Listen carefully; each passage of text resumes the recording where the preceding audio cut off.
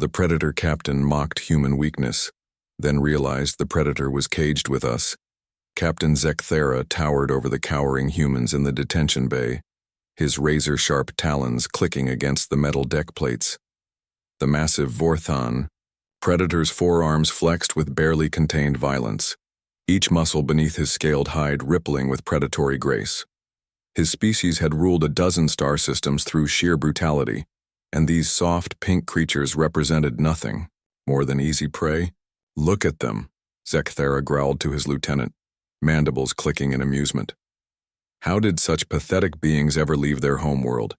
No claws, no fangs, no armor. They're weaker than our spawnlings. The 37 human prisoners sat huddled together in the corner of the detention cell, their faces pale with fear. Zekthara had captured their exploration vessel 3 days ago and planned to sell them as exotic pets in the Outer Rim markets. Humans were a recent addition to the galactic community, and their reputation for weakness had preceded them across known space. "Please," whispered Dr. Sarah Chen, the expedition's xenobiologist. "We're scientists. We pose no threat to you." Zekthara's laugh was a harsh, guttural sound. "No threat? Your species lacks even basic natural weapons. In my culture, we consume creatures stronger than you for breakfast." He leaned closer to the bars, yellow eyes gleaming. "Tell me, soft skin, what do humans do when cornered? Do you run? Do you hide? Do you beg for mercy?" Dr. Chen's expression shifted subtly, though Zekthara was too absorbed in his taunting to notice. "We adapt," she said quietly. "Adapt?" The Predator captain threw back his massive head and roared with laughter. "With what? Your blunt teeth? Your fragile bones? Your ridiculous bipedal locomotion?" He gestured dismissively.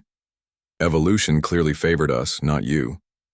What Zekthara failed to understand was that humans had already been adapting for the past 72 hours. Dr. Chen had been observing their captors meticulously. As a xenobiologist, she recognized predatory behavioral patterns, and the Vorthons were textbook apex predators, powerful, confident, and critically overspecialized. They relied entirely on physical dominance and had never needed to develop complex problem-solving skills.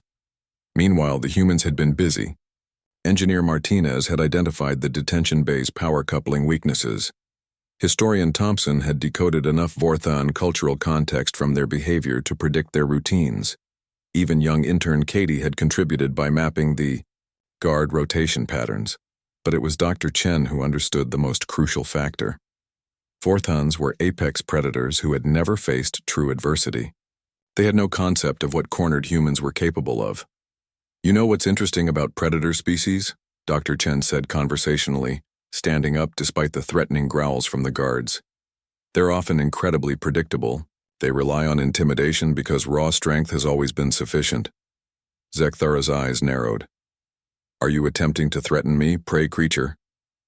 "Oh no," Dr. Chen smiled, and something in that expression made the Vorthon captain take an involuntary step back. "I'm just noting that your species has a fatal flaw. You see, Captain, you're not actually the predator in this situation." "Ridiculous. Look at you, soft, weak, defenseless." "Defenseless?" Dr. Chen's smile widened. "Captain, you've made a critical error. You see these 37 defenseless humans? They include 3 engineers, 2 demolitions experts, a former military tactician, 4 doctors who understand Vorthon physiology better than you do, 6 physicists, and 1 very angry chef who's been planning your dinner menu for 3 days. Zekthara felt a sudden chill. "What are you talking about?" "We've been studying your species, Captain. Did you know Vorthons have a severe allergic reaction to synthesized adrenaline? Or that your electromagnetic sensory organs can be overloaded by a modified comm device? Or that your atmospheric recycling system has exactly 17 critical failure points?" The Predator captain's confident demeanor began to crack. "You're bluffing. You're confined to this cell." Dr. Chen checked her improvised timepiece. "Actually, we haven't been confined for the last 6 hours. Engineer Martinez bypassed your lock systems before your first meal break. We've been free to move around your ship at will." Zekthara spun toward the cell controls, but they were dark. Dead. Impossible. You know what humans do when cornered, Captain? We don't just adapt, we engineer solutions. While you were gloating about our physical weakness, we were systematically taking control of your vessel. Your weapons are offline. Your communications are down. Your life support is running on backup power, and we control that too. The massive predator's forearms trembled not with rage but with a fear he'd never experienced before. What do you want? Safe passage to the nearest neutral station. Your crew will be unharmed if you comply. And if I refuse? Dr. Chen's expression turned cold. Then you'll discover why humans became the dominant species on a death world, Captain. You see, we're not just weak prey animals, we're persistence hunters, we're tool builders. We're the species that looked at every creature stronger, faster, and more dangerous than us and decided to make them extinct. Zekthara's lieutenant whimpered behind him. The proud Vorthon captain realized with growing horror that he had not captured prey. He had caged himself with the most dangerous predators in the galaxy. You think you're the apex predator, Captain? Dr. Chen said softly. Humans are the apex predator. We just prefer to use our brains instead of our claws.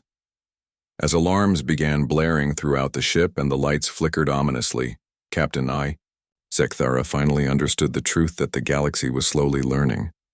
It wasn't the humans who were trapped with the monsters. The monsters were trapped with the humans, and that made all the difference.